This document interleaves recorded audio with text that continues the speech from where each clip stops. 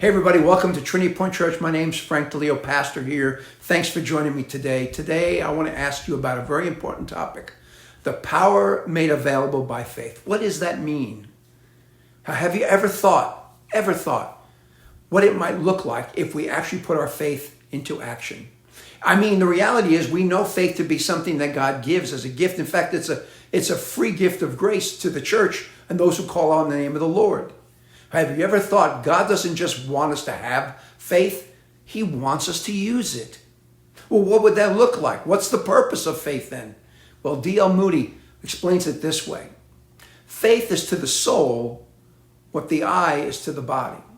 James, the brother of Jesus, writes in his epistle these words, "But some of you say, you have faith, and I have works. Show me your faith without works, and I'll show you my faith by my works. You believe in God is one? Good. Even the demons believe, and they shudder."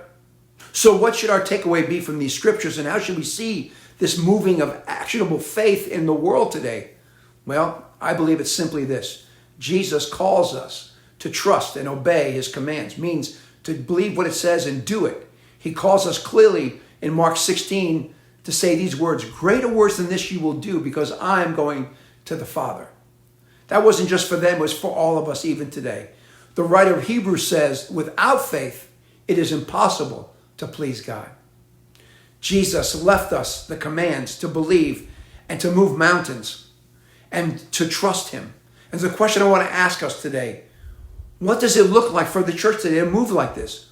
We need our faith to be actionable, which means we must not only believe, but we must move mightily and use the gifts that God gives us, the spiritual gifts that Paul talks about in 1 Corinthians 12.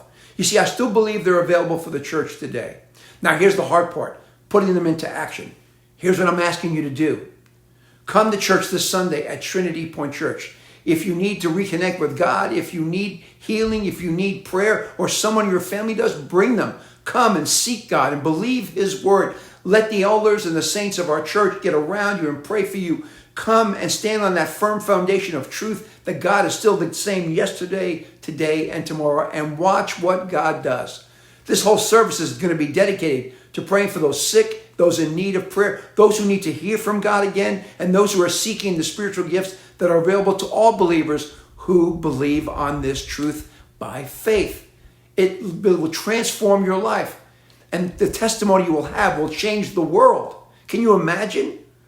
I hope you'll join us this Sunday at Trinity Point Church at 10:30 a.m. at the link in Richland Hills. May God bless you. I hope you have a great day. See you this Sunday at Trinity Point Church.